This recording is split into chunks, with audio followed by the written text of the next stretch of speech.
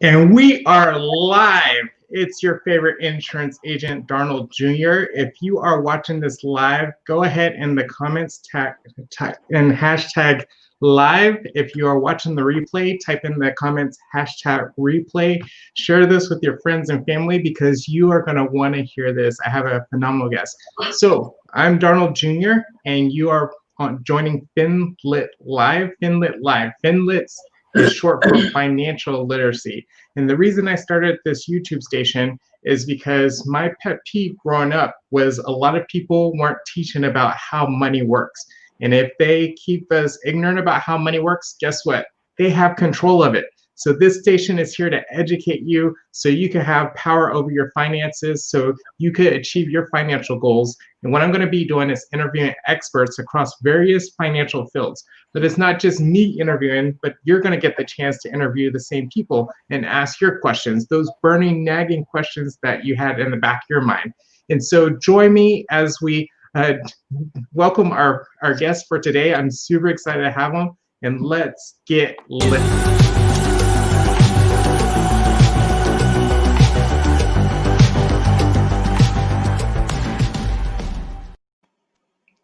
All right, so our guest for today, his name is Robert Feeney, and I've known Robert for about 1.5 years, 2 years now. And the thing I love and I'm impressed about Robert is that he is a very genuine guy. He genuinely wants to help people, and he always is looking out for the best interests of his clients. And I'm very grateful to have him on. And today he's going to share 5 myths about financial planning, because I know financial planning has this big mystique, and we want to kind of pull back the curtains a little bit and distill a lot of those myths that happen. And so with that, I'm going to bring on Rob Feeney. Hey, Rob, how are you? Hey, I'm doing great. Thanks for having me. Yeah, it's nice seeing you again. Welcome to the show, FinLit Live. And so before we get started, go ahead and introduce yourself a little bit. Who you are, where you're from, how long you've been doing what you're doing. Okay, great. Thank you. Well, my name's Rob Feeney, and I live here in Magnolia, Texas.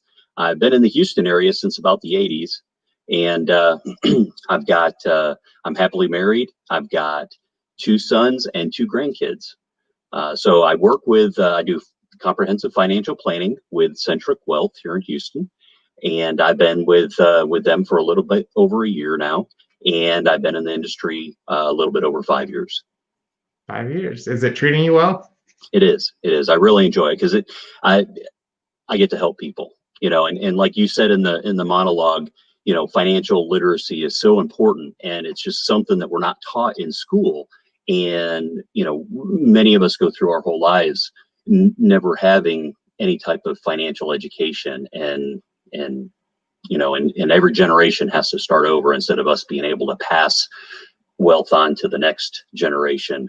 And so I just want to be able to do my little part of helping families pass something on. That's excellent. Yeah, that's huge. And the beauty of technology now is not only do we get to pass it on to this current generation, but guess what? This is going to be on the internet for years and years and years, even after we pass away. So that's the exciting part about the generation we're in today. So without further ado, we've been teasing our audience about the 5 myths for the past week or so. So without further ado, let's dive in. So what is that first myth of financial planning? Okay, so the first myth is that financial planning is only for the wealthy. Okay, many times people feel that they need to have a lot of money to have a plan, but the path to higher net worth is really many times starting with a plan. You got to have a roadmap to get from point A to point B.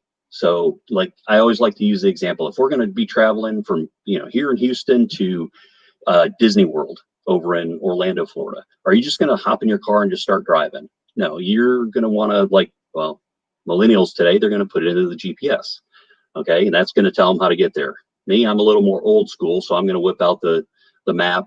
It's still going to be on the phone, but I'll look at a map and see how to get there first. But the point is, to get there the most efficient way, we need a roadmap. We need a plan. Yeah, a plan is so key. I know there's a biblical principle that says, without a vision, the people perish. And so When it comes to planning, what are usually the first steps to planning? Is that something you help people out with, or where do you even start with the plan? So it really depends on the person's situation, right? So every person is different.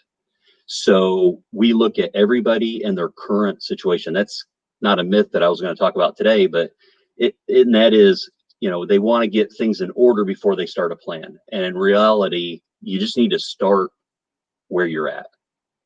Let a professional come in, talk with you, and let us, work through and help you along the way to figure out, okay, what's the best plan of attack here. But the point is, start today. It's starting now. And I'll get into this a little bit later, but time is not our friend. Mm. That's just a little teaser for later. There you go. All right. So what's myth number 2? So myth number 2 is doing it yourself is better because you don't have to pay the fees. Okay. Some people, maybe they've got the time and the patience to do all the research and figure out how to do all the planning and everything. Well, with the internet, all the information's out there. If that was the case, we wouldn't have a financial literacy problem because everything's already on the web. We have access to the information. We're just not utilizing it. The challenge is we're all too busy. So we might as well, since we're all too busy, we never get started.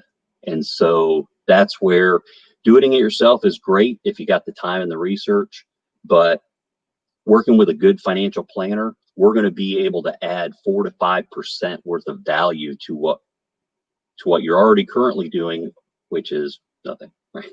But it's the point, getting back to the other point, it's getting started. You got to get started. And if we're too busy, we're never going to do it. So do it yourselfers. Time's not your friend. Excellent. Yeah, 4 to 5%. If you could increase my income even by 4 or 5%, I think that's more than worth it. and right? Our fees are never going to be, I can't say never, but typically, the fees are not 4 to 5%. So therefore, it's a value add. Definitely. Excellent. So what's myth number 3? Number 3, okay. Financial planning is not worth the expense. Okay, so getting back to wealthy people see planning as an investment, whereas most people see planning as an expense, kind of like your cell phone bill or maybe your cable bill. Okay, the difference is financial planners, we're going to help you make smart decisions that have less risk. So we're going to help you work through those different questions that you have and decisions that need to be made, and help you avoid maybe some devastating things that you don't realize till 5 or 10 years down the road. So is it worth the expense? It is, because we're going to end up, our goal is to save you money as well as accumulate and grow money in the future. And planners usually, the other thing is if we're not doing a good job, you just fire us. You're fired. If we're not giving you value, fire us. Yeah, I mean, that's words of wisdom right there. If they're not getting the results that you want, find somebody that will, right? And there's a lot of people in the industry. So what kind of separates you from the average financial planner that's out there? So I think what separates me is that I really want to help and focus, and it's the relationship building. Okay, financial planning means a lot of different things. But to me, it's all about relationships and advice. It's not about product. It's about what's in the best interest for my client. And I want to like wrap my arms financially around my clients, help them with those everyday decisions as they're moving through life, right? A plan is put together in a moment in time. Well, 5 years down the road, 1 year down the road, life has changed, life is fluid. And I want to be there to be able to help answer those questions, not be the advisor that you only hear from when it's the 1 year renewal, or not renewal, but annual review or something like that. If you got a question, hey, I'm thinking about renting a car or leasing a car or buying a house, I need to pick up the phone and call Rob and see what he thinks. That's what I think sets me apart.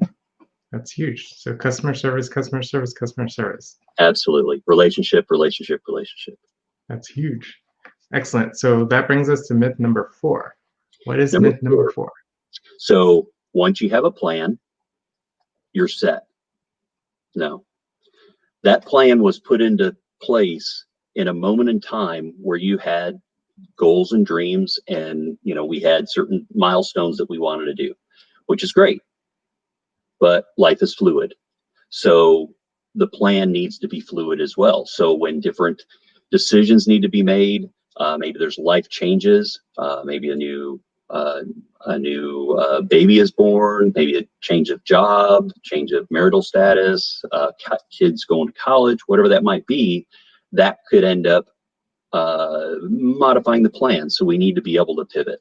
So once you have a plan, doesn't mean that you don't need a financial planner or an advisor anymore. You still need him there to bounce off those everyday decisions that come up so that your plan can stay relevant throughout time, over time.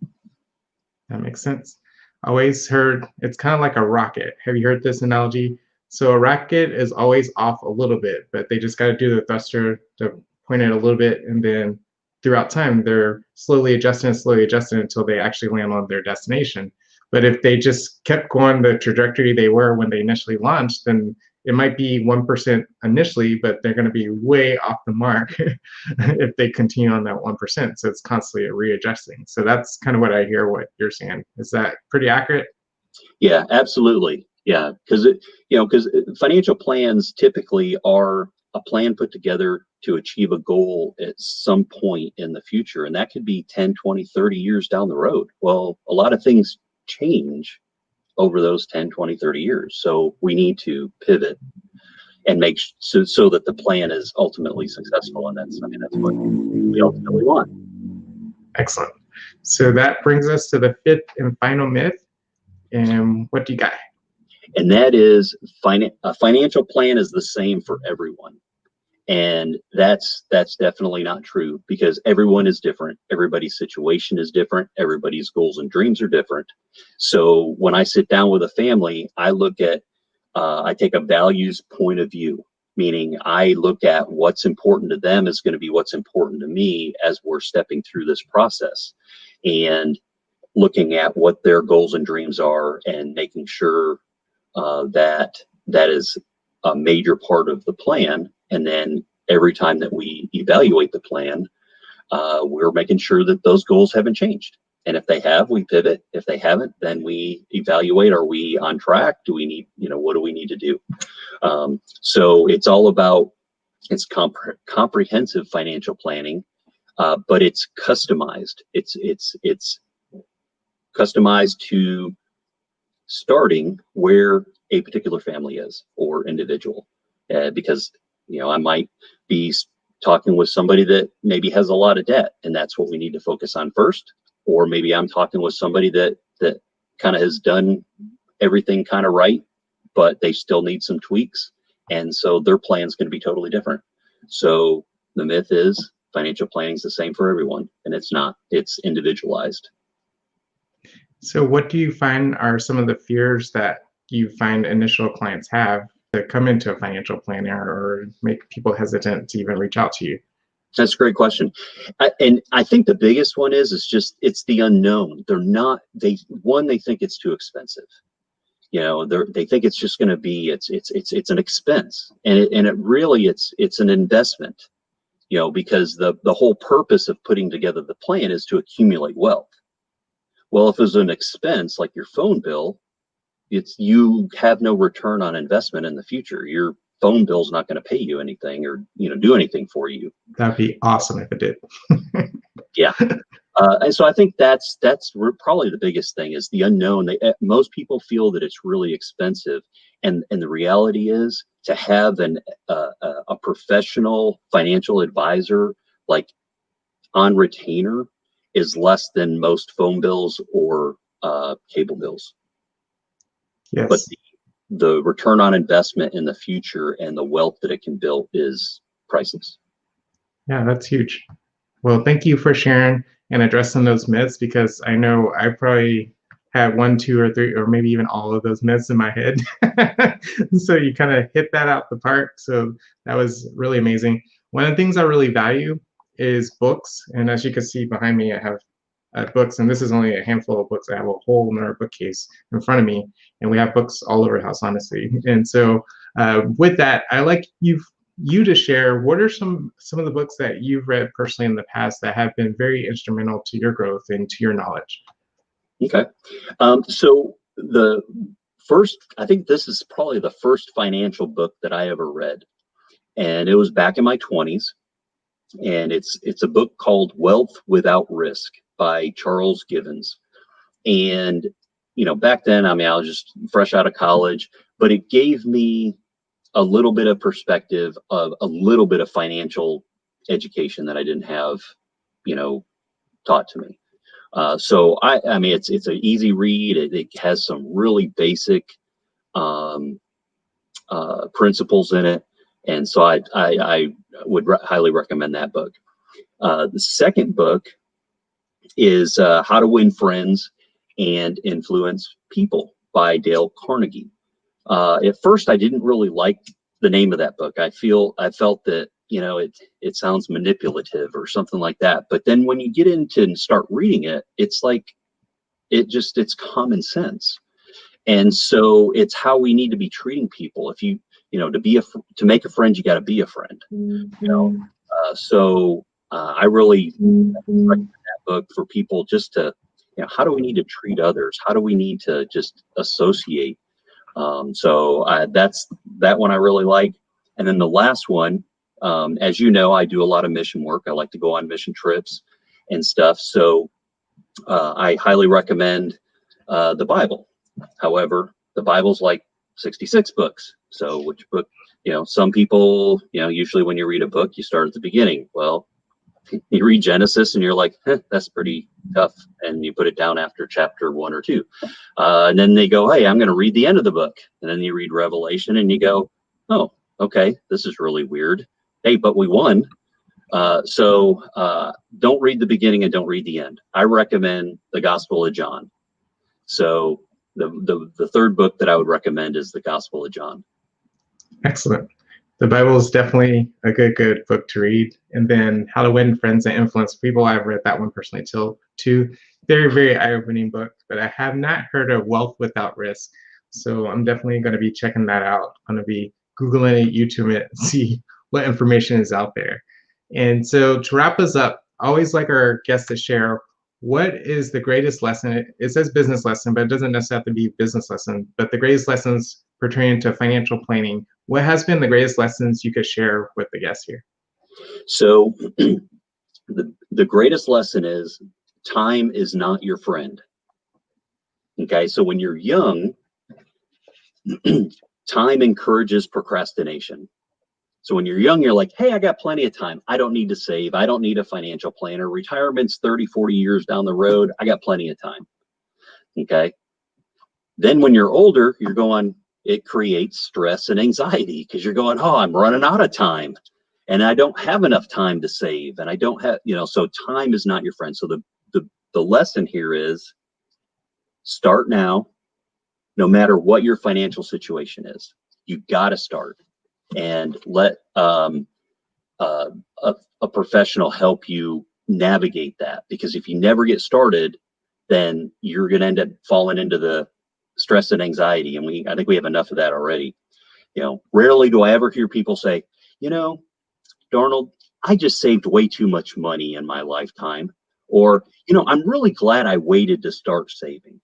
No, what I usually hear is, I wish I started sooner and I saved a whole lot more. And so the greatest lesson is start now, save more money, and get some professional advice to help you out. Excellent. Well, that's really, really great advice. So with that, I appreciate you for being on, and we're going to open it up to our audience here. We have a couple people on. So if you are tuning in, if you have any questions that have been burning your mind about financial planning or planning financially in general, just go ahead and type in the comments and we can see. If you don't have any questions, no big deal, but we'll wait maybe 30 seconds and give you guys a chance to type that in the chat. Okay.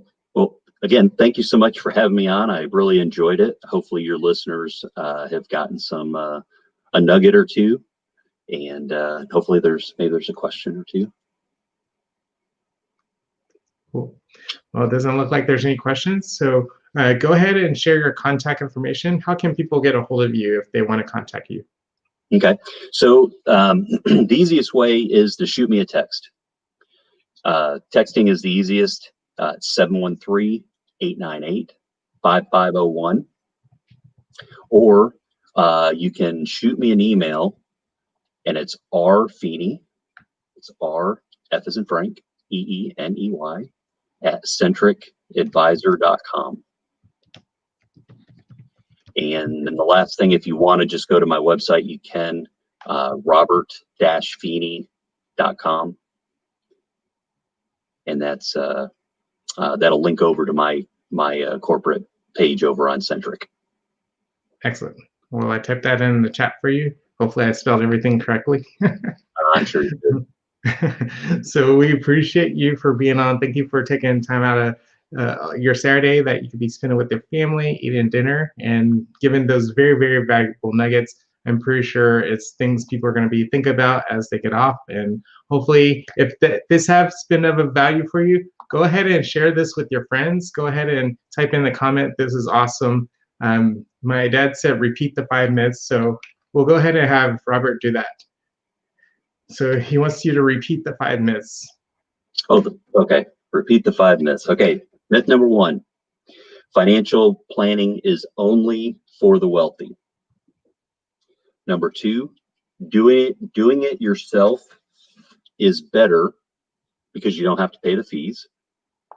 Number 3: financial planning is not worth the expense.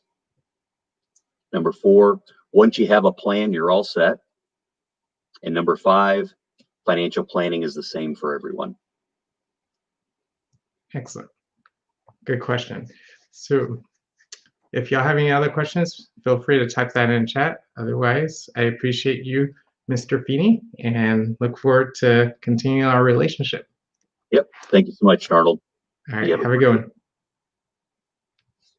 All right. I appreciate you guys for jumping on today, and I hope you guys got some valuable information. Hopefully you guys jotted down those 5 myths to financial planning, and this literally, if you apply it, where the rubber meets the road is application. So it's one thing to hear good information, but it's another thing to actually put it into practice, because ultimately that's how you get results. So it's one thing to hear it, but you got to go out and do it, right? So I appreciate you guys for being on live, FinLit Live. Go ahead and check out our website, www.finlitlive.com. Subscribe to our YouTube station. If you type in FinLit Live on YouTube, then it'll pop right up. But if not, just go to the website. Once again, www.finlitlive, FINLITLIVE, live.com, and it has where you can access the YouTube station, the Facebook station. We also have a Twitter page, Instagram. I'm all over all the social medias. We're in a social media driven generation right now. So we got to take advantage of all that. It's really, really appreciate you guys once again. And I hope you guys join in 2 weeks from today at 5 p.m. I have a really, really special guest. So stay tuned for what we have in store on, I believe it's December 26th, 2020. And I hope you guys have an amazing Saturday.